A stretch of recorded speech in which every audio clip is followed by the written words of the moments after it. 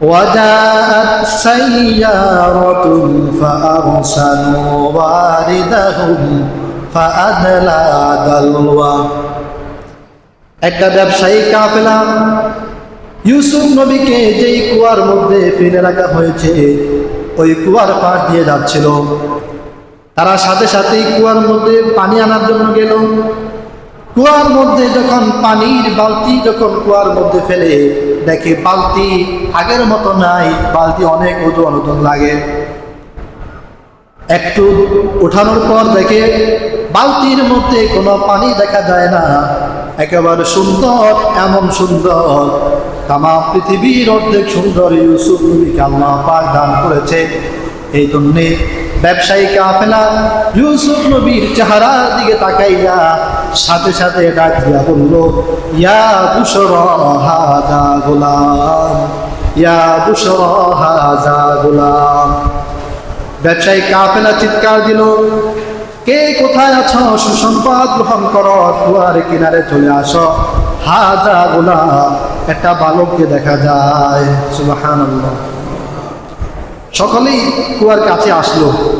এসে দেখে কূপের মধ্যে থাকে পানি, মানুষ তো থাকে না। মানুষ থেকে আসলো।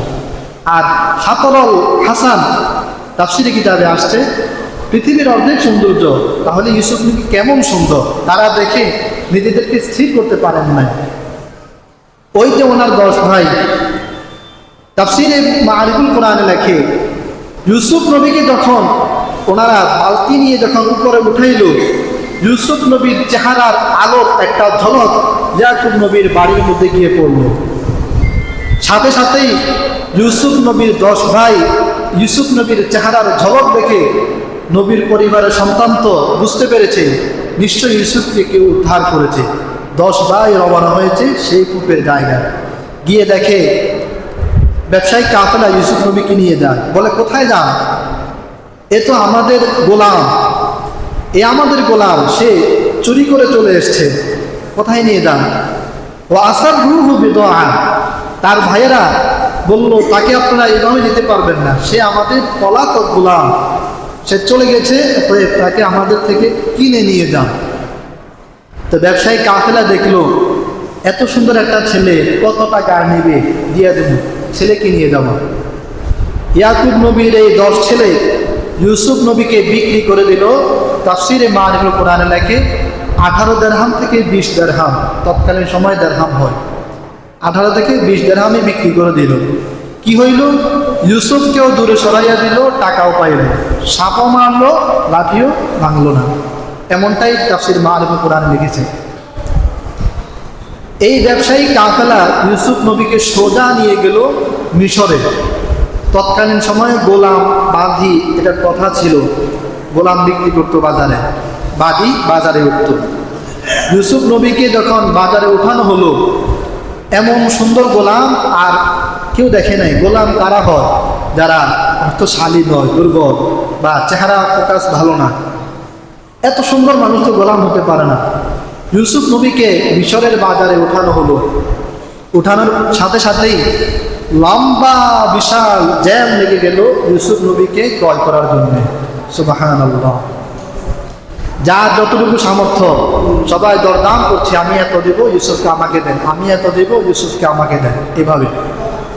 তৎকালীন সময়ে মিশরের অর্থমন্ত্রী ছিলেন, নাম তার আজিজে মিশর। নাম কি? আজিজে মিশর। তিনি মিশরের অর্থমন্ত্রী। ওনার স্ত্রীর নাম জুলাইখা। আজিজে মিশর যখন জানতে পারলেন যে মিশরের বাজারে সুন্দর একটা ছেলে উঠছে, আজিজে মিশরের কোনো ছেলে নাই, ওনার সন্তান হয় না। উনি যখন এটা জানতে পারলেন সাথে সাথে চলে আসলেন। এসে দেখে মানুষের ভিড়। তখন তিনি সামনে গিয়ে বললেন, মানুষ কি চায়, কত মূল্য?